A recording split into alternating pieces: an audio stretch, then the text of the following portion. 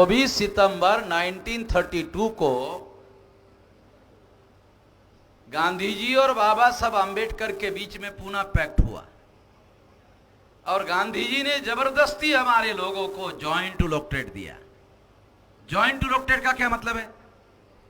नहीं, schedule caste का candidate चुनाव लड़ेगा, शेड्यूल ट्राइब का कैंडिडेट अपने चुनाव क्षेत्र में चुनाव लड़ेगा, मगर ब्राह्मणों को एससी और एसटी का कैंडिडेट चुनने का अधिकार होगा। सेपरेट इलेक्टेड में क्या था? शेड्यूल कास्ट के वोटर और शेड्यूल कास्ट का ही कैंडिडेट। शेड्यूल कास्ट के लोगों को शेड्यूल कास्ट का कैंडिडेट चुनने का अधिकार होगा। तो इसका परिणाम क्या होता?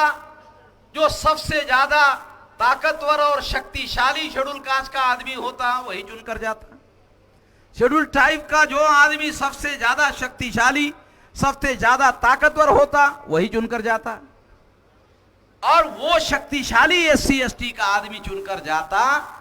गांधी की एक नहीं सुनता, जैसे बाबा साहब आम्बेडकर नहीं सुनते थे, एक नहीं सुनता गांधी की। ठीक है, तो गांधी ने कहा इससे तो जो चुनकर जाएगा साला सुनेगा ही नहीं मेरा।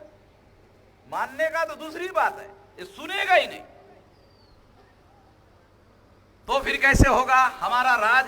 ब्राह्मण लोगों का राज कैसे होगा देश में? इसलिए गांधी जी ने जब आमरण अनशन शुरू किया इसके विरोध में, ये अधिकार छीनने के विरोध में जब आंदोलन शुरू किया, तो बैकवर्ड क्लासेस के लोगों ने गांधी जी का साथ दिया। ये बैकवर्ड क्लास के अधिवेशन में ये बात आप लोगों को बता रहा हूं। शेड्यूल कास्ट के, शेड्यूल ट्राइब के अधिकारों को छीनने के लिए गांधी जी ने जो उपवास किया था, आमरण अनशन किया था, उसको बैकवर्ड क्लास के लोगों ने साथ और सहयोग दिया, जानबूझकर सहयोग दिया। ऐसा नहीं कह रहा, ऐसा नहीं कह रहा, सहयोग दिया। गांधी और कांग्रेस के लोगों ने बैकवर्ड क्लासेस के लोगों का इस्तेमाल किया, समर्थन दिया। गांधी को बाबा साहब आम्बेडकर ने उस समय समर्थन करने वाले बैकवर्ड क्लासेस के लोगों को बुलाया। अरे मेरा विरोध क्यों कर रहे हो? है? मेरा विरोध क्यों कर रहे हो? तुमको अगर कोई जैसे सेपरेट इलेक्टेड एससी एसटी के लिए मैंने हासिल किया, तुम गांधी जी को मांगो सेपरेट इलेक्टेड, मैं तुम्हारा समर्थन करता हूं, तुम मेरा समर्थन करो, मैं तुम्हारा समर्थन करता हूं, तुम मेरा समर्थन करो। बैकवर्ड क्लास के लोगों ने बाबा साहब की बात को नहीं माना और उन्होंने गांधी जी की बात को माना। परिणामता क्या हुआ? 131 मेंबर पार्लियामेंट शेड्यूल कास्ट के और शेड्यूल ट्राइब के चुनकर जाते हैं, और जो कमी बहुमत बनाने के लिए दिल्ली में सरकार, सेंट्रल में सरकार बनाने के लिए जब कोई कमी पड़ती है, तो शेड्यूल कास्ट शेड्यूल ट्राइब के जॉइंट इलेक्टेड से दलाल और भड़वे लोग चुनकर जाते हैं। उनका समर्थन लेकर दिल्ली में ब्राह्मण अपनी सरकार बनाते हैं। चाहे कांग्रेस के ब्राह्मण हो, चाहे बीजेपी के ब्राह्मण हो, अपनी सरकार बनाते हैं। शेड्यूल कास्ट के दलालों और शेड्यूल ट्राइब के दलालों और भड़वों का समर्थन लेकर दिल्ली में सरकार बनाते हैं, और सरकार बनाने के बाद क्या करते हैं? बैकवर्ड क्लासेस की गिनती नहीं होगी। आ रहा, समझ में आ रहा थोड़ा? है? देखा इतिहास में कैसा परिणाम कैसा होता है, किसी को पता नहीं है, मेरे को पता है, अकेले आप लोगों को बता रहा हूं। शेड्यूल कास्ट के, शेड्यूल ट्राइब के अगर सेपरेट इलेक्टेड में गांधी और ब्राह्मणों की ना सुनने वाले लोग अगर चुनकर जाते, तो आजाद भारत में जो पहली सरकार बनती वो शेड्यूल कास्ट और शेड्यूल ट्राइब के समर्थन से बनती। तो बैकवर्ड क्लासेस का निर्णय पहले लोकसभा में जातीय आधारित गिनती का बनता, और ओबीसी को रिजर्वेशन भी लागू हो गया होता अब तक, क्योंकि तो बाबा साहब अम्बेडकर लड़ रहे थे। और ये 131 22% मेंबर पार्लियामेंट की ताकत तो बाबा साहब अम्बेडकर के नियंत्रण में होती, जो बैकवर्ड क्लासेस के लोगों को अधिकार दिलाने के लिए संविधान में प्रयासरत थे। अगर उनके नियंत्रण में 131 मेंबर पार्लियामेंट होते तो उनके सपोर्ट के बगैर दिल्ली में कोई सरकार नहीं बनती। यदि नहीं बनती और हमारे ही सपोर्ट से बनती तो बैकवर्ड क्लासेस का फैसला तो पहले ही लोकसभा के चुनाव में हो गया होता, जाति आधारित गिनती भी हो गई होती और बैकवर्ड क्लासेस के रिजर्वेशन का 92 में मंडल कमीशन का जो जजमेंट आया वो पहले ही हो गया होता, पहले लोकसभा में हो गया होता।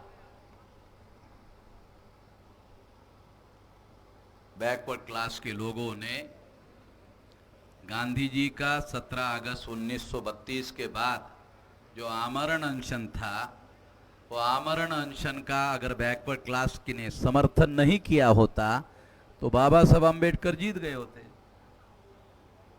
तो बैकवर्ड क्लास के लोगों ने गांधी जी का समर्थन किया, गांधी जी की बात मानी गई, परिणाम था बैकवर्ड क्लास के साथ आजाद भारत में धोखा हुआ।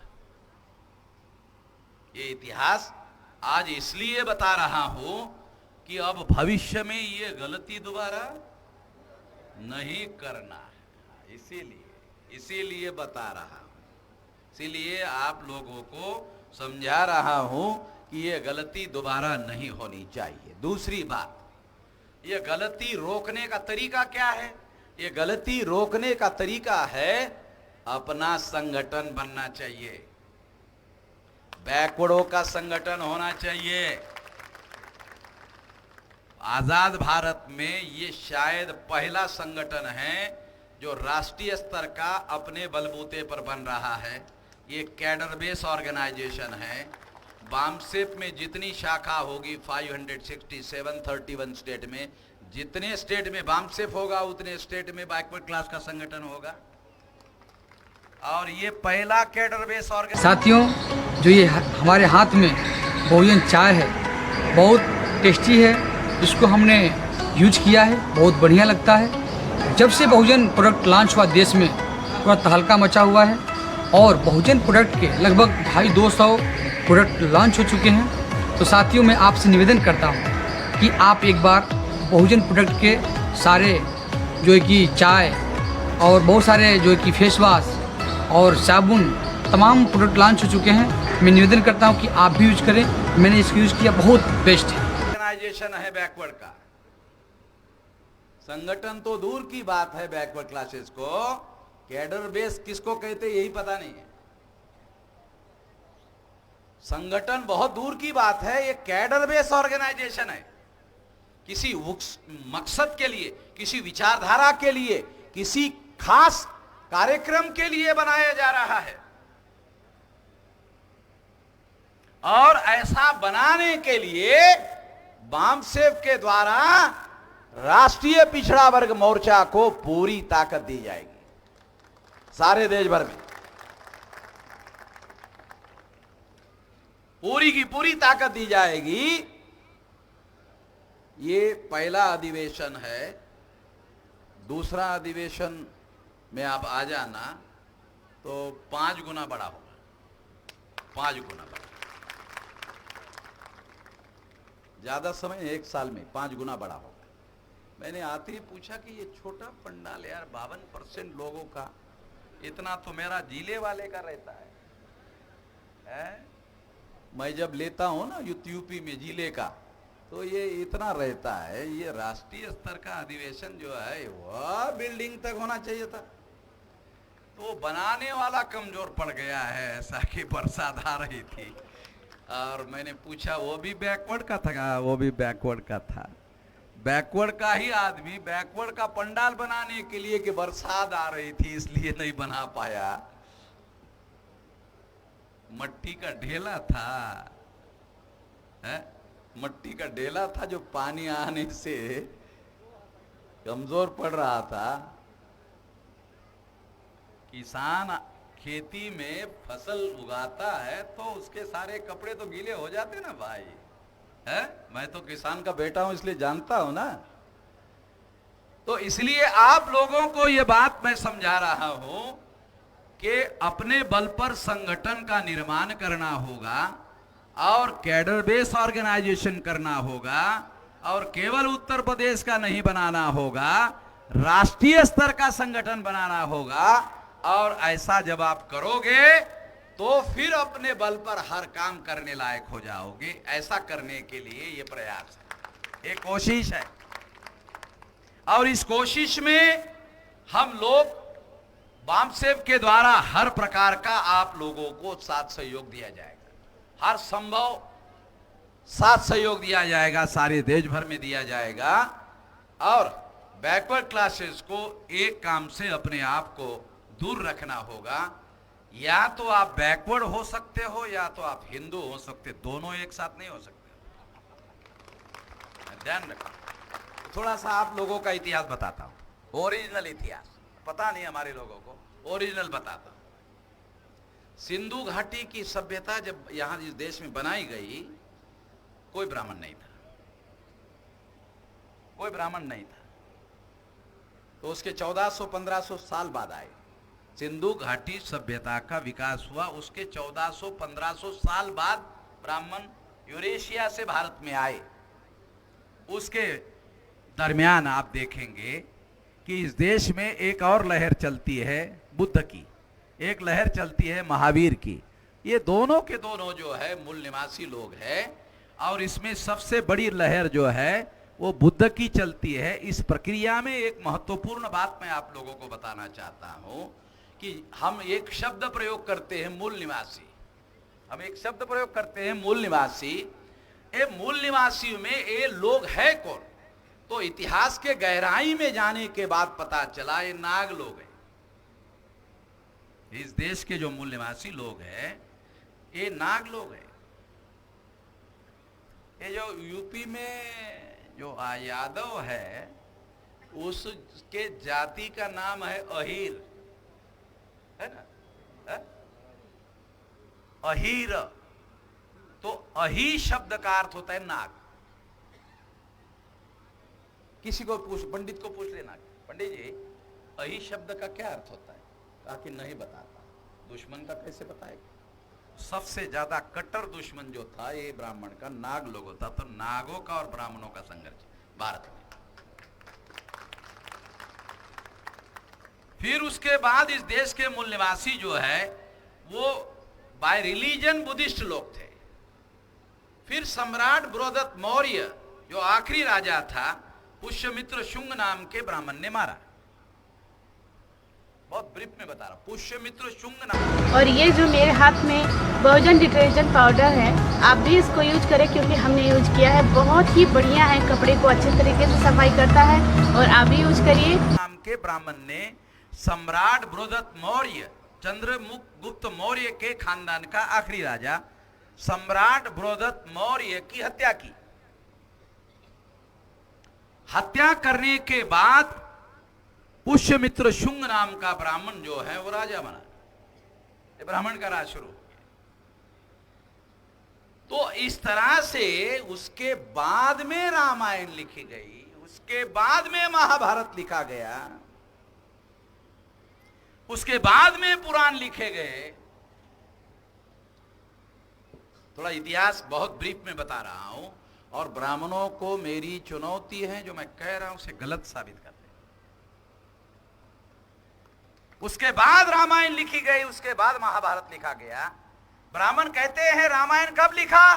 कई तारीख लिखा हुआ नहीं है लिखा? तो क्या कहते, कब लिखा? तो क्या कहते? बहुत प्राचीन प्राचीन प्राचीन प्राचीन। पूछो कितना प्राचीन है? बहुत प्राचीन। अरे मगर कितना? बुद्ध के पहले का। फिर चुप हो जाता। तो रामायण महाभारत बुद्ध के पहले नहीं है, ये महाभारत रामायण में ही सबूत है। दशरथ जातक जो है उसमें राम है। बुद्ध अपने प्रवचन में दशरथ जातक का उल्लेख करते हैं। उसमें जो राम है वो बोधिसत्व राम है। जब पुष्यमित्र शुंग के द्वारा सम्राट बृहदत्त मौर्य की हत्या की गई, उसके बाद दशरथ जातक का राम चुराकर रामायण लिखा। ब्राह्मणों ने रामायण दशरथ जातक की चोरी करके लिखा। ऐलान ये कह रहा है, रिकॉर्ड हो रहा है क्या? हो रहा ना, रिकॉर्ड में बोल रहा हूं। नहीं तो कुछ लोग क्या बोलते, नहीं नहीं मैंने ऐसा बोला ही नहीं, मेरे बोलने का ये अर्थ नहीं, मेरे बोलने का यही अर्थ है और कोई दूसरा अर्थ नहीं। मैं अपनी बात जो बोल रहा हूं वो पीछे नहीं ले रहा हूं, यही बात है तो मैं कह रहा हूं। ब्राह्मणों ने पुष्यमित्र शुंग के द्वारा सम्राट बृहदत्त मौर्य की हत्या करने के बाद रामायण लिखा। दशरथ जातक के अंदर के राम की चोरी करके रामायण लिखा। जब हमने सोशल मीडिया में लिखा तो द्विवेदी नाम का ब्राह्मण आ गया सोशल मीडिया मेरे पास, कहने लगा कि मेसराम जी चलो दशरथ जातक से ही हमने चुराया, चलो ठीक है मान लिया आपकी बात, अब तो मानो राम को। द्विवेदी ब्राह्मण मुझे बोल रहा है चलो दशरथ जातक से ही हमने राम को चुराया, आपकी बात मान लेते हैं, तो अब तो राम को मानो। हमने जवाब दिया द्विवेदी ब्राह्मण को, जब ओरिजिनल हमारे पास है साले डुप्लीकेट को क्यों माने? तेरे डुप्लीकेट को क्यों माने जब ओरिजिनल हमारे पास है? समझ में आया? तो ये उसके बाद रामायण लिखा गया और महाभारत 31 जातक कथाओं की चोरी पर लिखा गया है। रामायण छोटा है ना, एक जातक कथा की चोरी किया। महाभारत बड़ा है, 31 जातक कथाओं की चोरी करके महाभारत लिखा। एक संख्या के आधार पर, सबूतों के आधार पर बोल रहा हूं, 31 जातक कथाओं की चोरी करके महाभारत लिखा। और ब्राह्मणों को चुनौती है, जो मैं कह रहा हूं उसे गलत साबित कर दे। वो चर्चा ही नहीं करता, बोलता इसकी चर्चा करेंगे तो फिर वामन मेश्राम की मानना पड़ेगा। वो चर्चा ही नहीं करता, चर्चा करेगा तो सही गलत मानना पड़ेगा, वो चर्चा ही नहीं करता है। तो मैं आपको हमारा इतिहास समझा रहा हूं। तो इस तरह से इन लोगों ने ये जो रामायण महाभारत है, ये हमारे पुरखों की हत्या के बाद लिखा हुआ सारा मामला है। ये प्राचीन नहीं है, ये हमारा इतिहास प्राचीन है। और वो दबाने के लिए, खत्म करने के लिए प्राचीन भारत में नाग वर्सेस ब्राह्मणों की लड़ाई थी, बाद में ब्राह्मणिज्म वर्सेस बुद्धिज्म की लड़ाई थी।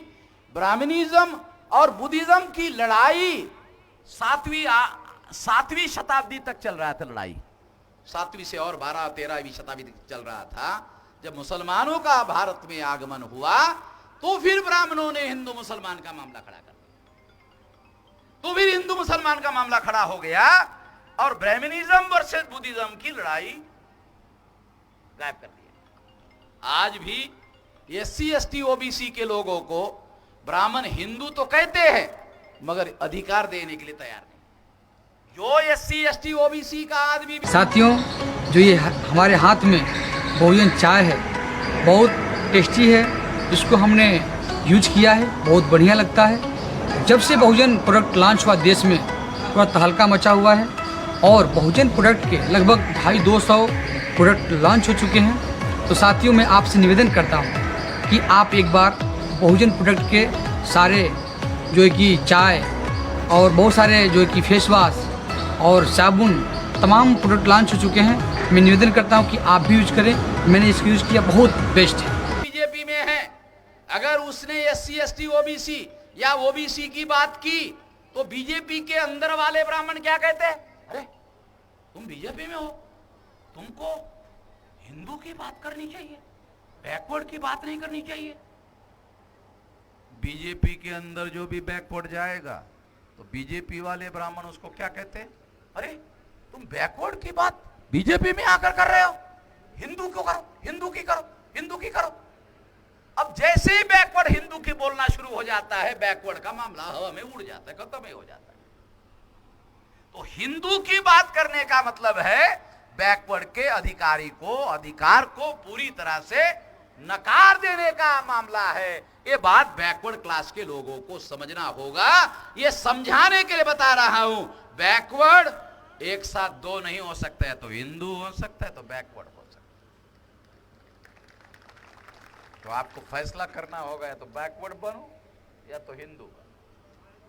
आपको बैकवर्ड बनेंगे तो अधिकार मिलेगा 52%, और बाबा साहब ने वोट का अधिकार जो दे दिया उसके अनुसार तो बैकवर्ड भारत का शासक वर्ग है। बैकवर्ड के लोगों को पता नहीं समझ में आ रहा कि नहीं आ रहा? आ रहा? चलो ठीक है, ठीक है, बहुत अच्छा है। समझ में आ रहा तो बहुत अच्छा बात है। थोड़ा जो नहीं समझ में आ रहा वो हम बताएंगे, मगर 52% की जरूरत नहीं है।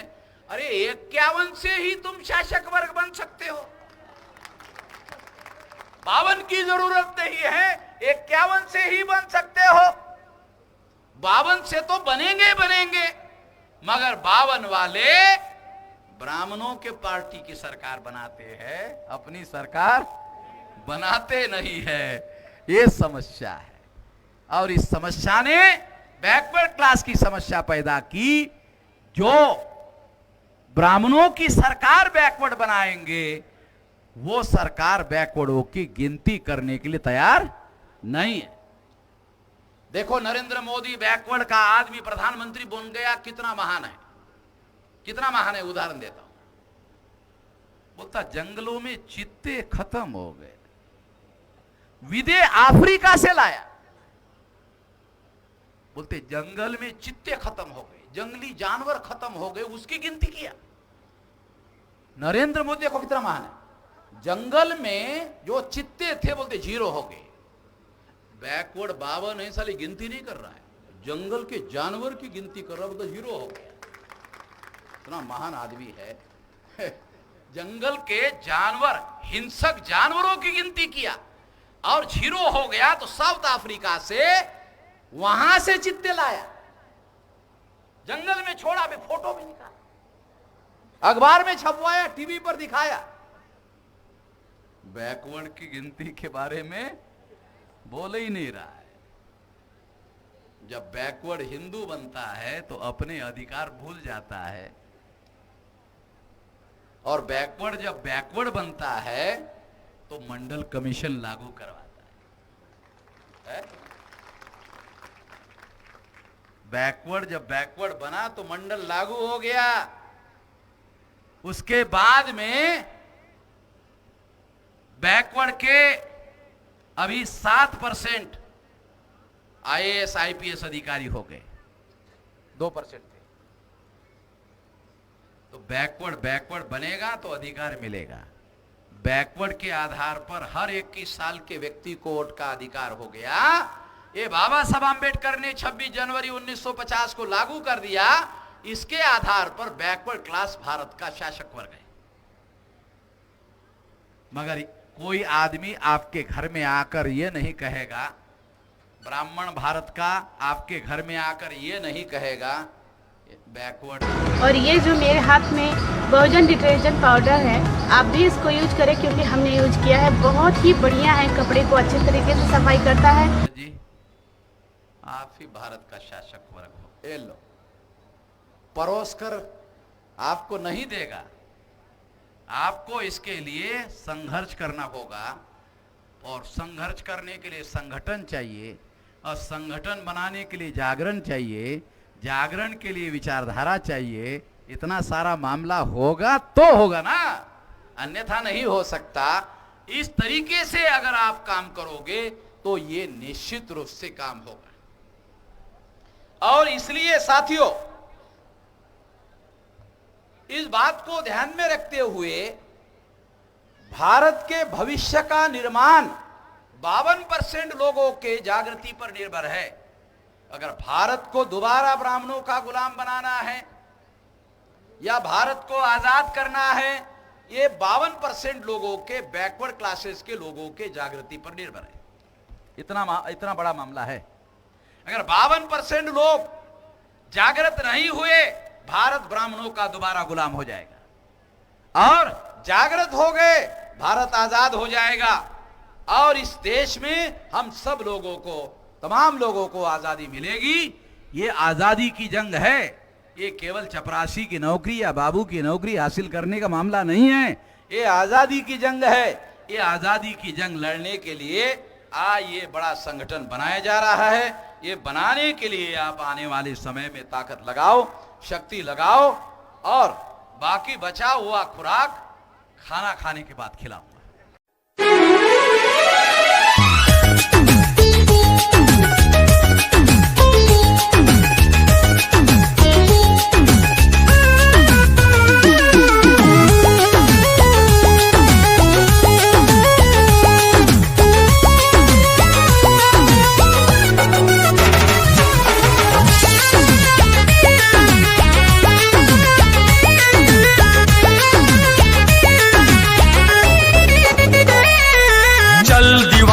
चलता चल, चलता चल तू चलता चल, दुनिया के अन्याय से भीम दीवाने लड़ता चल, चल दीवाने चलता चल, चलता चल तू चलता चल, दुनिया के अन्याय से भीम दीवाने लड़ता चल। नागवंश का नायक है तू, द्रविड़ों का सरदार है, मौर्य वंश का है जुनून, तू भारत का रखवार है, तेरी भुजा में बसा हुआ है, तेरी भुजा में बसा हुआ है चंद्रगुप्त का बाहुबल। चल दीवाने चलता चल, चलता चल तू चलता चल, चल दीवाने चलता चल, चलता चल तू चलता चल, दुनिया के अन्याय से भीम दीवाने